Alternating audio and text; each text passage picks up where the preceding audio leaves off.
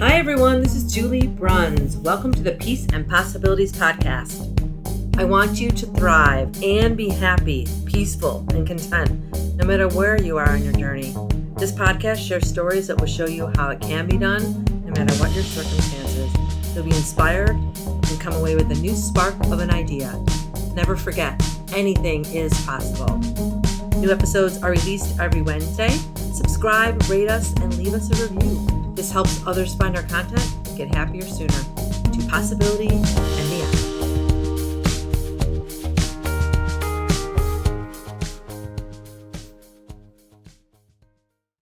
All right. Welcome, everyone. My guest today is Dave Raymond. And Dave and I, we met, but we don't know each other really well, which is always a lot of fun for me. Dave and I met on an author group call. We were on a webinar. And I remember Dave, I just remember, I don't know if I heard you talk or if I just kind of knew a little bit about you from that conversation. And then I looked you up and I said, hey, would you like to be on my podcast? It's always a requirement for me for these podcasts to have people that love what they do. So in some way, one way or another, that came across to me. And that's like, okay, great. Come on my podcast and tell me what you do and why you do it and how you found it. So thanks for being here today. Oh gosh, it's my pleasure. And I appreciate what you're doing. We were just chatting before we started that I love the concept of being able to watch the podcast and listen. Not for those of you that listen to podcasts driving. We don't want to cause any problems. Yeah. But visually, I love it. It's great. And I think it's more intimate and the viewers and or listeners can decide, which they prefer. So thank you for putting that together. And I love the 3 Ps. We're aligned in a lot of what we talk about, what we're thinking, and I'm sure this conversation is going to be a blast. That's fun. I love that what you just said about the podcast too, because something new that just came to my mind. So obviously people can listen or watch, but with the listening, I think other things come out that wouldn't necessarily have, with the viewing, things come out or connections are made that wouldn't necessarily have been made on an audio version only. So I think it adds an extra layer of, like you said, intimacy and connection. So it does. Kudos to you for producing it that way. Yeah, thank you.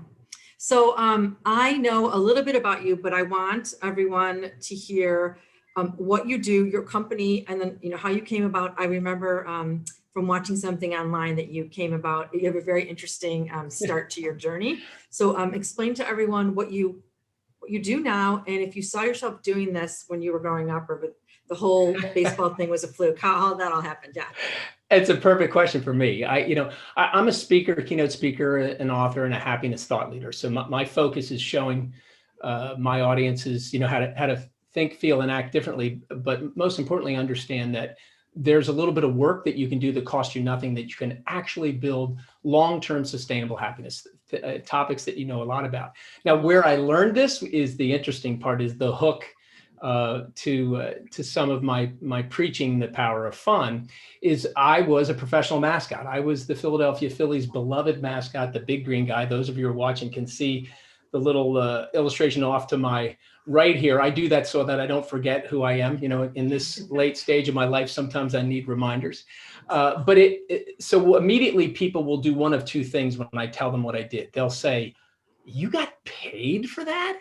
Wait a minute, tell me more about it." Or they are a huge baseball fan or a sports fan. I mean, the Philly Fanatic has crossed borders outside of sports too.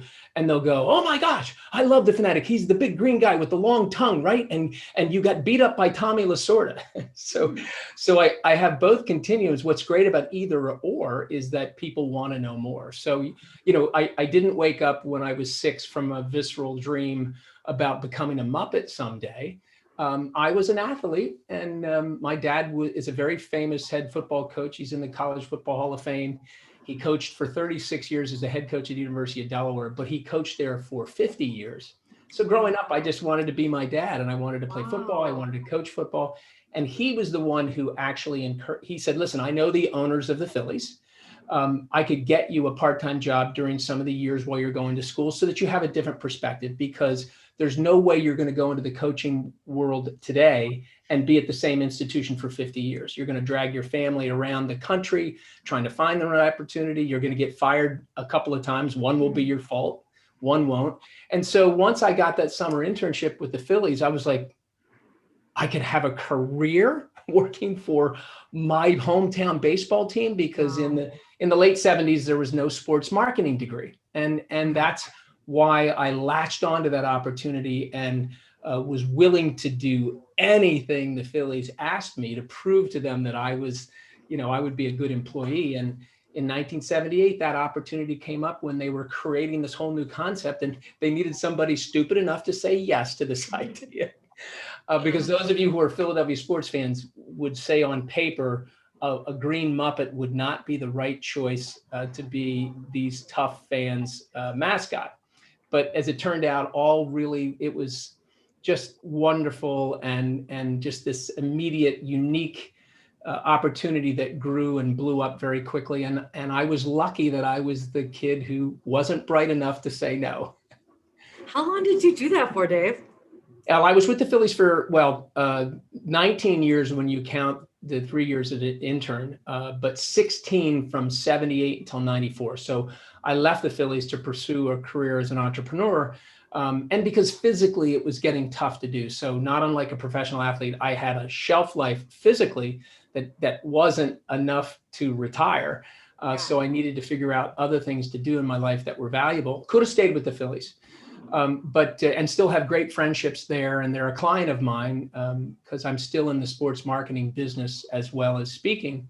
And it just, it was the most beautiful opportunity without knowing, Julie, because it was very difficult work physically, but I was being forced to do something that made everybody around me feel better. So that was my job. All I had to do was show up. And when I showed up, everybody immediately felt better no matter what was going on in their lives. So whether they were at a game or in a hospital room, I would walk in, make everybody happier, and people would pat me on the back and say, "Oh my gosh, thank you so much for coming. This is exactly what we needed." And I'm leaving that hospital room going, I just showed up. And it took me a long while to figure out what was really happening. And that's what's turned into my message today. Oh my gosh. So I'm writing that down. I just showed up, and you're willing to do anything. So in the beginning, when you said, your dad said, "I can get you this job," you're like, okay. And then you showed up for it, and you had to do everything else. So he gave you the open door, the opportunity, but then you said, "I'll do whatever. I'm willing to do anything." And what employer wouldn't want to hear that? Number one. And number two, your dad was very smart, saying, I can show you the way, kind of, but then like the rest is going to be up to you. And he didn't go back and say, "All right, here's how you do it." It's just like, you knew what to say and how to act. And that kept you there all those years. And I mean, you had one smart dad, sounds like. I was lucky to have two amazing parents that on both ends. My dad he was a football coach. I played for him. I probably learned more about him and understanding life with him being my coach than my dad, because he was, we loaned him to the University of Delaware. He was an icon there. He could have gone anywhere to coach, but he didn't want to move his family around. So he could have been in the NFL. He could have been at a Division I coach, but he stayed where he was. So I was lucky. Thank you for saying that. I appreciate being awesome. Well, I also just knowing what I know about dads, for him to say like, I can still do what I love and not have to sacrifice my family and moving them around and still have a great career. That's also a special quality too, because he could have had more, notoriety being in the NFL, but he got to be maybe a little more money. Yeah, maybe more money and notoriety, but that's not necessarily always the best thing, right? Correct. Okay, that's awesome. All right, so tell me. All right, so you have that job there, and you're an entrepreneur now, and you are a speaker, and you're an author, right? You said that. Mm-hmm. Okay, so as you're going along and starting your own business, and were you working for the Phillies when you became an entrepreneur, and you kind of did both at the same time for a while, or? No, I mean, I had an opportunity to stay with them, because when I finished performing, they were definitely would see the value in me working with them, whether it was continuing to build the Fanatics brand, doing community outreach or whatever. But they would go like this. They go, "Okay, David, now you're back into our structure," because the Fanatic grew well out of their executive structure, and I was making more money than I would have made if I just climbed up the ladder normally within the Phillies organization. So I had made the decision. I didn't want to put that pressure on them. I said, "Listen, I have value. I've learned how to build this important brand in sports. I'm going to go out and build a company to teach others how to follow that process and have some of the same success with, highlighting your brand and rising above the noise and using entertainment to do it. So that was my plan. My brother helped me write a business plan, and I, with no fear, because I just don't think I was bright enough to be fearful at the time. Mhm. And I just dove in with a lot of help and mentoring, and the Phillies to support my growth. They wanted me to do well too. They were sorry to see me go, but we had matured a young guy who is a very close friend of mine who was going to take my place. He was my backup. And it was the right time, because I thought he was definitely good enough, as proven, because he's been there as the Fanatic longer than I was, Tom Burgoyne. So it was a decision that was pretty well thought out, but inspired by a little bit of, I guess, entrepreneurial haze of like, I'm going to go make money on my own.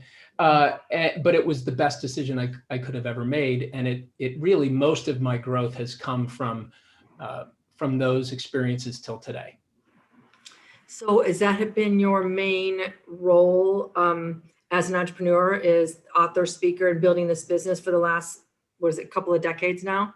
Yeah, I think, well, I really did the pivot for speaking about 4 years ago when I went to Jane Atkins' seminar about building a business around this. The reason why I did that was I had been speaking ever since I was with the Phillies. Come and tell us what it's like to be the Fanatic. Right. Community groups and promoting the Phillies brand and helping them raise awareness. But I was getting paid additional money to do the speaking. But whatever they paid me. I took the check and I cashed it, but never really thought about it. But as I moved through my career, I realized how valuable speaking was, not only to deliver a message about what I do, but designing, developing a message that was really helpful. And as I went through my life challenges and I discovered what this true meaning was and why the Fanatic was so powerful and how we can apply it, that's when I started to think, the speaking can really have a great positive effect. And it wasn't until 4 years ago when I had a natural opportunity to move my marketing, my sports marketing, less into building and development and more to consulting, that I had opportunities now to speak at bigger conferences and events. And then those types of checks move the needle in terms of, hey, I got to pay attention to this from a financial perspective as well. And that's when I rolled it. The Power Fund is what I was talking about with a business we created called the Fund Department in 2007. And then 2008 came along and fun was a swear word in the corporate environment. Mm-hmm. But I was teaching all that time why you would invest in fun. And that message from 2007 till today has matured into a process, a simple process that anybody can follow that costs no money other than time, which we know is valuable as well, to follow this. And then I veil it in these funny, wonderful stories from the sports world that people relate to. And if they're not sports fans, they go, it's in the mascot world. So it's not, stealing, suicide squeeze, when am I throwing to second base? It's not that. It's really the environment that allows the stories to resonate and entertain. And then at the same time, because of the things that I had to overcome in my life, it has a lot of heart to it as well. I love that. And I love that, like you said, whether you're a sports fan or not, you can take the message. Everyone can relate to having fun and being entertained, and everyone wants to laugh. And it's such good medicine. And it's so important, especially in today's world. It's probably one of the most important things right now. But the fact that you took that and said, okay, why it's important to invest it in and make a business out of it and understand, show people the process and that it's free and it doesn't take a ton of effort to do it. So smart. So were you always, number one, were you always this positive? Even, I would guess you'd have to be a mascot of some sort in any realm, sports or otherwise. But were you, like, along the way, were you always this positive? How did you stay happy and peaceful and content as you were building your business and as you were trying to figure out what you wanted to do after your life at the Phillies was over? I mean, and this is it's such a wonderful question, because I think, 15, 20 years ago, I would have had no way to answer you. And here's the reason why. I was blessed and perspective, which is one of your 3 Ps, in gaining perspective later in life. I see how lucky and blessed I was to have this idyllic life. I grew up in Newark, Delaware, small college town, one Main Street, Methodist church, my family. My sister was married. We went there every Sunday. It was where we said goodbye to my mom much earlier than we had hoped for. I mean, all of this. And then my dad being this superstar in our town and outside of the town, and then getting to live the dream of playing football for him, and then getting the Phillies job and being at the right place at the time. I mean, I'm like, oh, life is great, right? You just show up and all this beauty happens. So I was forced not only the idyllic life, but then leading into this wonderful opportunity of becoming the fanatic, I was then forced, as I mentioned, to be involved in fun all the time. And it was my job. It's what my boss told me to try to calm my nerves down. The first night was say, David, just go have fun. Yeah. If you're not having fun, the fanatic won't be funny. And if the fanatic isn't funny, it's not going to work in front of our fans. Right. And so I went tearing out of his office and he screamed, G-rated fun. Because I was a college student. Hey, I'm going to Right. So, but then, really just life, the brutality of life shows up if we live long enough. That I guess some of the good news and the bad news, because the good news is we got to learn how to overcome challenges. I hadn't learned any of that. And I was really in a bad way because I had nothing to draw from perspective, from resilience. I mean, other than being an athlete, I understood working hard and getting smacked around and getting up, but no real life struggles until my mom got sick. And it was a bolt of lightning of complete disbelief, surreal, like, what? No, what? No, stop. Yeah. and that didn't work. And the thing that's happening today, Julie, is, I talk about all the people that have studied positive psychology and done this amazing work and empirical data. I've read all their books, Martin Seligman to Sonia Lyubomirsky, to Sean Aker. I've read them all. And all those people studied it, but I lived it without recognizing what was going on. Yeah. So, and the fanatic truly saved my life during a time where I was going from depression to hopelessness. And the issue of psychology, as Martin Seligman said in the early 80s, was we were just trying to make the miserable less miserable. And that was okay because we were rescuing people. But if you're down in hopelessness and you've had no experience with it, that's where you go, okay, I'm done. And then all your family and friends are going, he did that? No, there's no way. Not him. He would never do that. I've never heard he was upset. Right. And that's what's happening in young people today. That's happening because of the pandemic, where we've opted in for physical protection, but we've opted out of psychological protection because we'll deal with that later. Because right now it is the wrong way to do it. You can do both, and that's Mental Health Awareness is next month. And this is my battle cry, is that we've got to recognize that once they go from depression to hopelessness, we're going to lose some people if we don't get to them soon.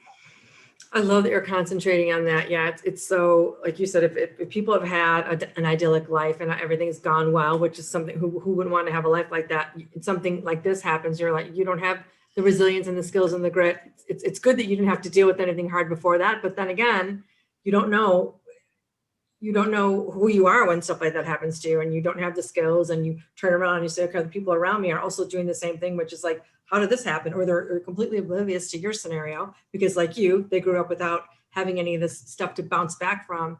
And it's tough. And it's, my work is obviously about keeping people, happy and engaged and content in life and in work every day. But getting companies to see the value. And I think not that I'm glad any of this happened, of course, with the pandemic or anything, but getting them to see, like, it's not just about the bottom line and the money and the, sales and the productivity. It's like all of these other things are going to hurt the people. It can hurt people that are working for you, even if you're not noticing that it's hurting them, but they could just be so much incrementally so much better with very few little small practices that don't cost a lot of money every day, working on gratitude and meditation and getting more joy in their lives and all those things that I'm sure happiness, fun, can go so far. And it doesn't take much. It's not like you need to study it for 2 years to figure out how to do it. No, you just do a little bit every day and feel different.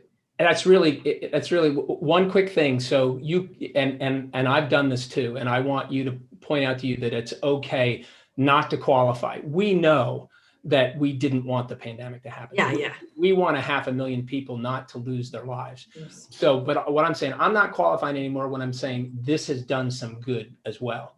Yeah. But it's natural for us to say, not that I wouldn't want to, and I know we'll both, but I always like to bring it up because it's our natural inclination to say, I'm not saying that we wanted it, but when we can talk about something as good as bringing this to light, that's going to save well over 500,000 lives and continue to save those lives, then it's worth not qualifying. Just say the pandemic has been awful, but it's done some really good things. Here's the one that I'm focused on. So, you know, and I think the issue really is changing. The most difficult part of this is changing habit loops, because, you know, you look at the weight loss industry and the billions and billions of dollars that people spend to try to do something and realize it's simple to understand, but understanding and doing, there's a big disconnect. Marshall, what got you here won't get you there. Yep.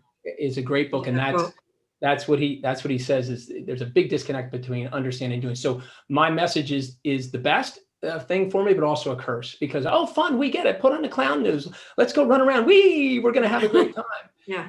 But then how can fun save your life is where we're trying to get people to focus on, from the known to the unknown. So we need to. So I say serious fun a lot of the time. So it's serious hard work to become accomplished at it, but it's really simple to get it. And so that's good news. But then I make sure to tell my audience, this has to be daily work that you do, and you work hard at it in order to put other things aside and take time for yourself.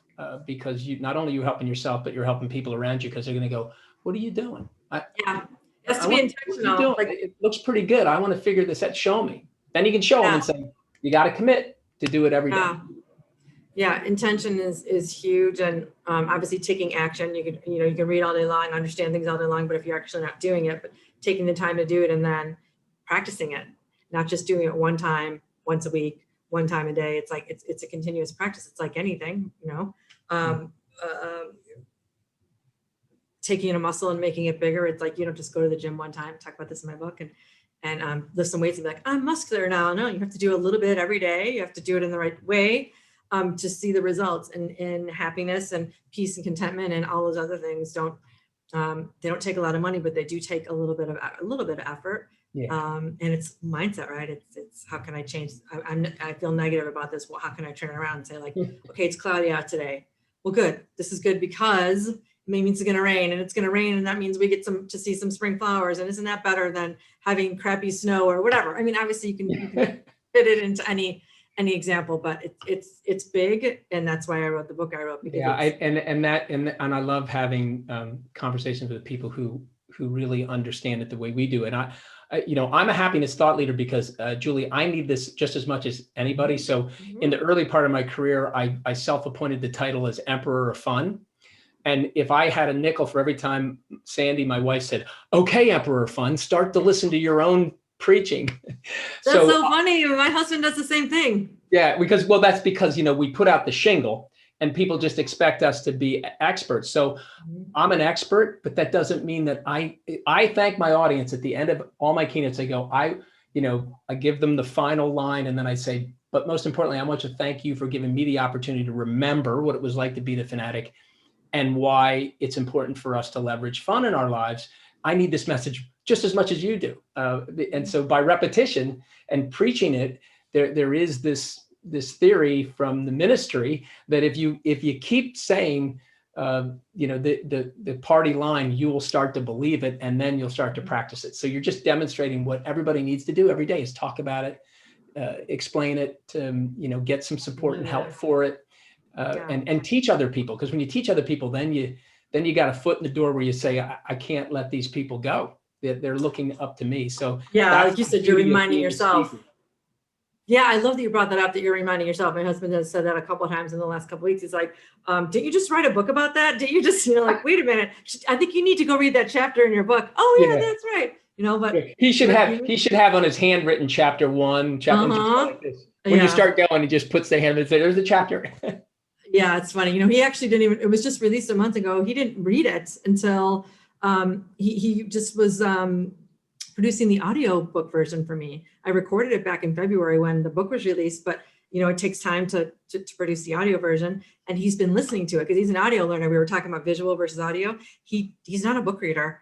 I didn't want him to be tortured reading it and trying to he can't take it in. His mind is he's trying to figure out too many things as he's reading. It's torture. So I said, just wait for the audiobook. But now he's producing the audiobook. So he finally got to listen. He's like, oh, that's your awesome. story, it's fun to hear him. He's like, I forgot about that. Or I didn't know this, or you never told me that story before. It's kind of fun. But now he's starting to take in some of the practices that I talk about in my book, which is fun too. I talked about them for years, but we don't, talk about these stuff all the time because I'm doing it for work. So anyways, it's fun to hear him getting some of the lessons now too. It's fun. Yeah. Good.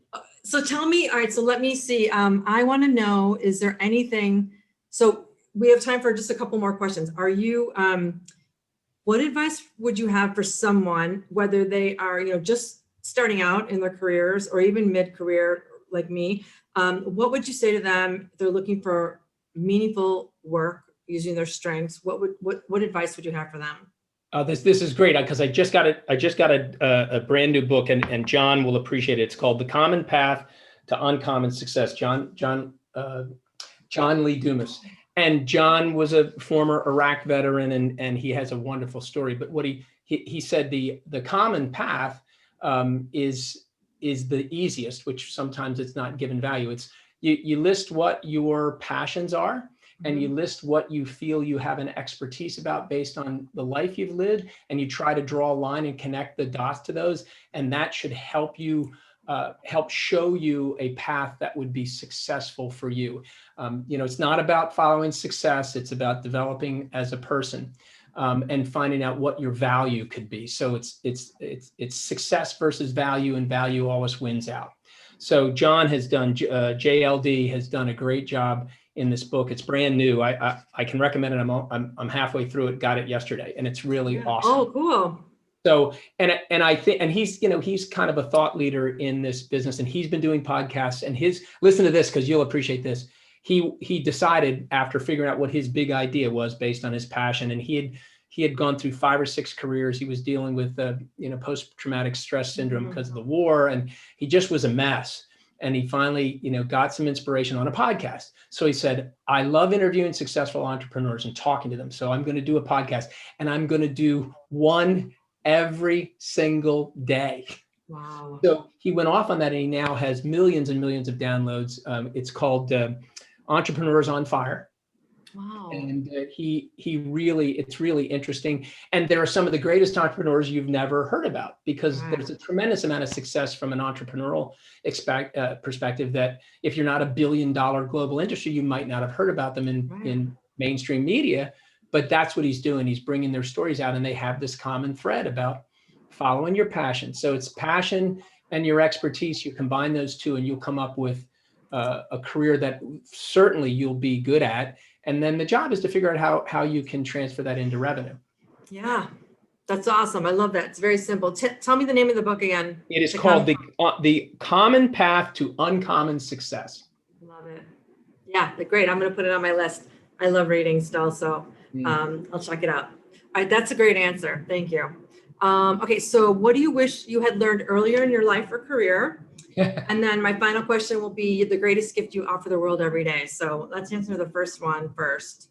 I think, I would have learned how important financial acuity was to an entrepreneur, because I didn't, it's not that I didn't respect it. I just didn't understand it. My dad wanted me to get a business degree. And after I flunked my first accounting exam, I changed my major to education. Because then I said, well, I'm going to coach and teach, right? That's when he intervened and said, well, let me see if I can help you get another perspective. So I wish I had understood that. Didn't mean I had to be an expert in it. It meant that when I started my first business, which was even prior to when I left the Phillies, I would have had somebody close by that was whispering in my ear, like the great generals, the conquering generals driving into Rome. They'd be on a chariot, and there'd be somebody whispering in his ear, you're just a man. You're just a man. You're not God. I needed somebody to say, you don't have the money. You're not doing it right. You're spending too much money on your space. You should do it this way, not that way. And it would have saved me a lot of money. The failure was a good one, because I learned a lot, so that when I finally became an entrepreneur. After I left the Phillies, I pulled from that experience, but I would have really appreciated the words of advice that the person that you're signing the equipment lease with, yeah, they care, they want your business to succeed, but if you don't, you still have to pay them. So, Right. they're not a partner. They're not the one you should listen to. Like, yes, what a great idea. Yeah. They don't really care. Yeah, they don't care. Yeah, calm down now, Dave. You don't have to spend $10 on this. You can spend 50 cents, and I would just spend the $10 because that was the first thing I saw. It fit what my need was. And I overinvested. I expected greatness when the writing was on the wall that this was probably not the best idea. And if I had a financial person next to me, I could have avoided that financial loss. Wouldn't learned as much. Yeah. Maybe if I kept that person around with me, I wouldn't have needed the lesson. Yeah, exactly. You're not the first person who's told me that about, wishing and I'm one of those people too. Like, my parents weren't financially savvy, nor was it ever really talked about. It's not like 401ks and investing and the beauty of the oh my God, the interest what's the word when it compound interest. The compound interest. Oh yeah, that's the best one. Compound interest is the best. And so we taught our boys. One just has already graduated from college, but he has his first job, and we're like 401k as much as you can do it. Like here's the difference. At 30, you could have this amount of money as opposed to starting at 30 like us and having this amount of money. You're going to be $300,000 ahead of the game. That kind of stuff wasn't taught to my husband or myself. So you're not the first person to say that. Yeah, well, it's kind of fun. It was there, and I look back and say, well, it was a good lesson. So I'm focused on that. Exactly. It's always a lesson. It's funny too. We have something in common. You said you failed your first accounting exam. I have a undergrad in marketing and economics. I needed 2 accounting classes to graduate with that degree. And the first accounting class I had, I basically got a D- in the class, not just one exam.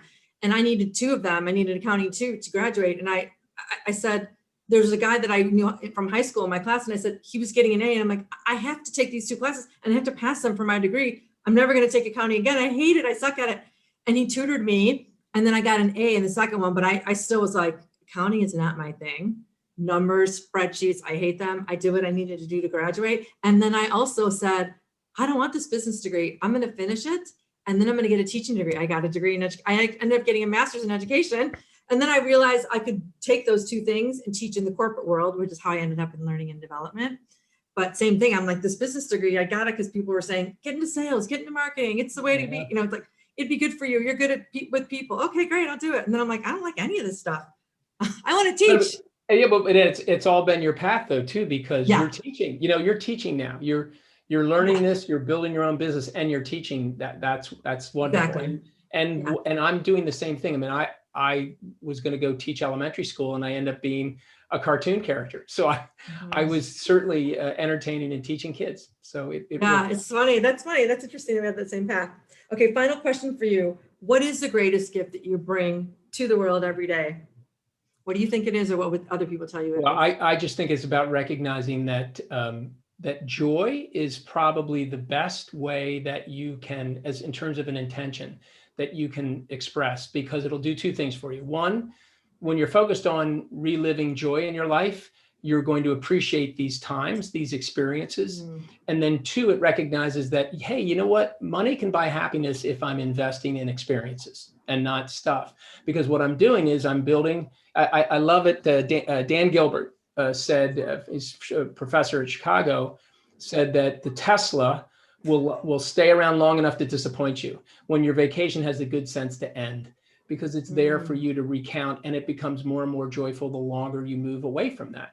So it is just look at the times that you're joyful in life and hold on to them in your memory banks, because when times are really difficult and you go back and relive those moments of joy, it's one really powerful intentional activity, including gratitude and being kind and getting sleep and being physically active. Those are all important points, but I love the moment of joy because it's a time to pause and think about something that was really good, that could inspire you to feel good emotionally for a few minutes, and it helps you get back to the challenges. So in today's world, just remember the moments of joy. This is temporary. It's going to be over, but you will have these moments of joy for a lifetime. Totally. I couldn't agree more. I love that. And I'm sure just from studying it and talking about it all the time, what it actually does to your body, like how it actually changes the chemistry in your body, which is why you feel different.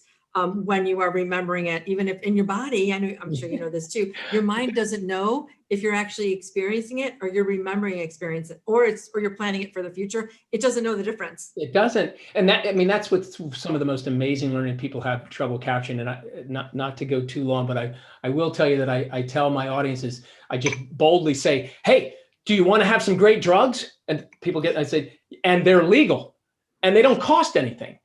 Just go think about something that makes you happy. You're going to get all those endorphins, dopamine and serotonin. And trust me, those drugs are what everybody else trying to sell stuff on the street is trying to replicate, and you can't do it. And then they'll go, oh, okay, I got it. For a second there, I thought, we were going into a bad place, but now I get it.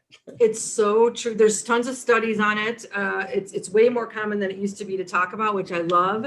There's so many, there's world-renowned scientists and doctors talking about it, not just the woo-woo energy people of 20 years ago saying like, isn't this cool? Can you feel the energy? And it's like, I love that it's so much more of a commonplace thing to be talking about, because it really is, it's life-changing. And it's just, it also has, knowing what I know now, I didn't know everything I know about joy and gratitude and all of those things 20 years ago, but now that I know what I know, I am purposefully, intentionally trying to create more joyful experiences every day, and telling my kids to, and telling my friends to, and telling my family to. It's like, no one's going to create it for you, right? No one's going to say, hey, Dave, hey, Julie, go have some more joy. I mean, I'm doing that to my friends and family, but in general, people are doing it for themselves, or they don't realize how powerful it is. And it's like, so I want to be like a little ambassador for joy, you know?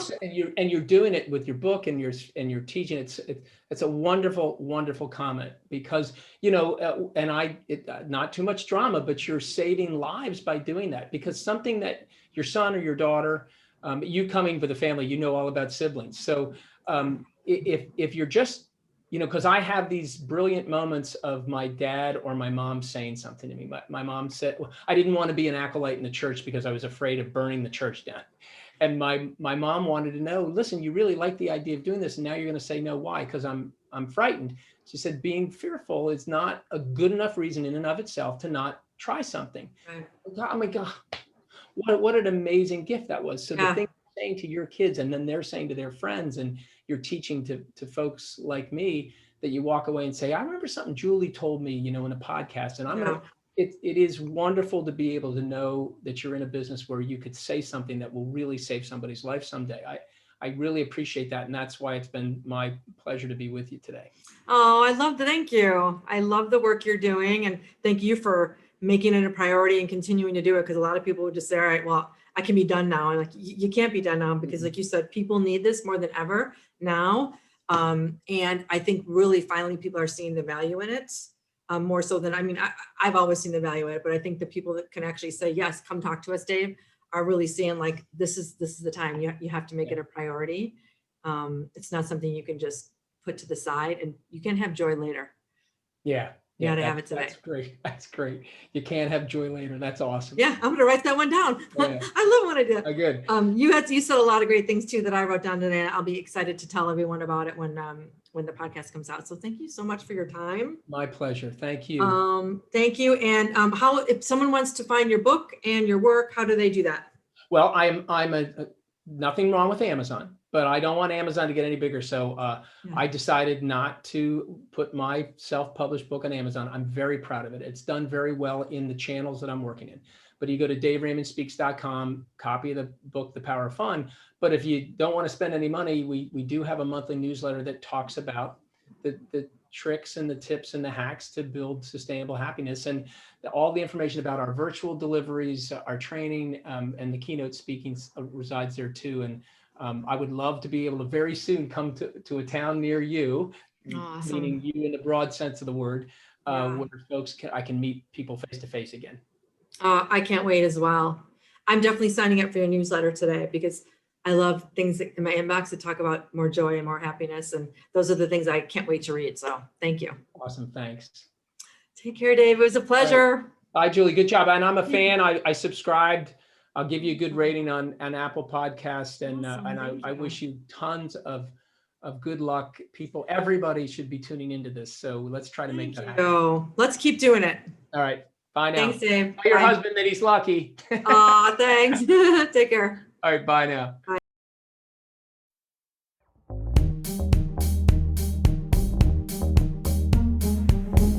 Thanks for listening. If you love this content, please rate us 5 stars on Apple Podcasts or whichever platform you found us on.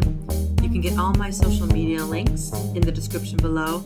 Help us keep the momentum going so that every person can live their lives happily, doing work they love.